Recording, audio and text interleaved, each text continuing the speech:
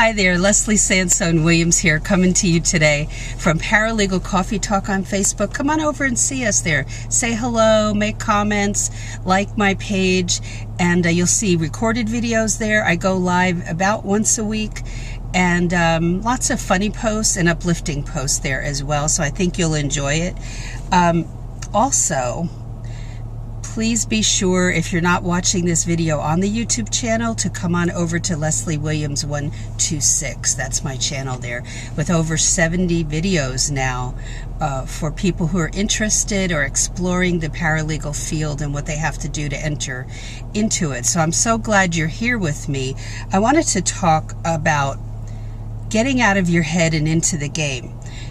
And specifically, what I posted in the Facebook group today was a sermon by a preacher that I love that's online named Stephen Furtick. And it's Stephen, F-U-R-T-I-C-K, I believe. And he talked about trust. And Joshua and his army, Joshua was given direct orders to march around the city of Jericho, which was a walled city. The walls were up.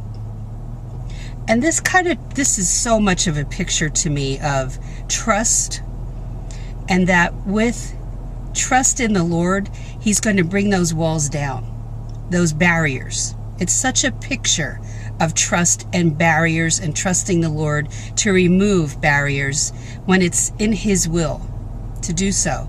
So, how does that relate to the paralegal field? It so relates to any type of journey you're taking where there are barriers up. It could be people as the barriers. It could be your own head as the barrier to actually making a move, right? We keep ourselves, we procrastinate, we keep ourselves behind a barrier of fear or shame or doubt. Pick one, right? Been there, done that. Even while creating a course, I've faced those same things: fear, doubt, all of it. Barriers that I had to overcome. But I had to trust that that would happen. I trusted the Lord that it would happen. But when He took Joshua and gave him direction as to how to defeat the barriers, the enemy, He said, walk around the city with your men 6 times. Now, God is giving this direct order. What's the purpose of all this? Well, God has a purpose. And on the journey that you're taking right now, you're either going to trust Him or not. He knows the end result. But Joshua and his men, Joshua was told what the end result would be.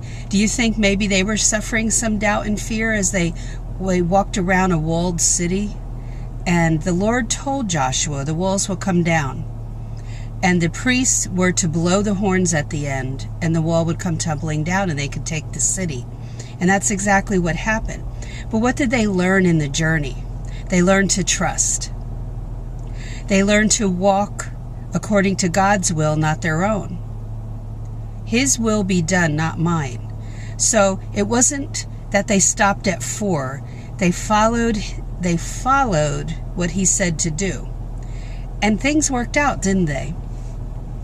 But along the way, He teaches us so much. You know, when you go down this journey, and let's say you're serious about looking at the paralegal field, or whatever field it is, and you're doing your homework and you're doing all this stuff, but at what point do you just go, well, I'm afraid to jump and just send off my resume and cover letter. I'm afraid to do that because why? Because we're afraid and we lack the courage and the trust that He's going to show us something. You see, this is my belief, that if you lay it out there and you are just hitting a wall, He's teaching you something, and He's also maybe showing you a different direction. And it might be the same, but He's going to see what you're made of and how strong you will become in Him. So the Lord will either assist you in going down that path and strengthen you. You trust in Him. He strengthens you. You keep going. or he's going to take you off on a different path altogether. And what if you go into the paralegal field and you work in it for 5 years and he takes you off on a completely different path that you never expected? Be open to it. Get out of your head and into the game.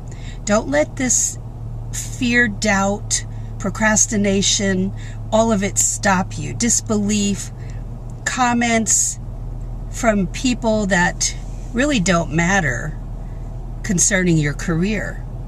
So think on these things. What is holding you back? Now, remember what I say in my videos. School is not necessary if you have the foundational skills. Yes, you can go later, but when you don't have the income, like I did not, to support a curriculum, and here's another tidbit, it's not necessary. However, if later you want to go, do it. But when you don't have any money, don't go into debt. Don't go into debt to do this. It's not needed. So I will preach that until the day is long. Many of us entered without going to school, and then did some of that later, not all of it. So hang in there for the announcement of my course coming up. I won't go into it in this video. What I want to talk to you today about is getting out of your head and going in circles constantly.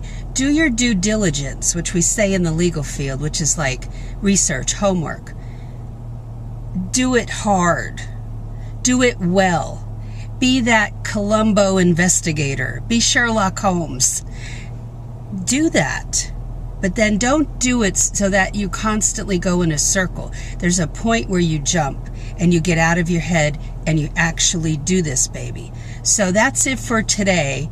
I hope this was helpful to you.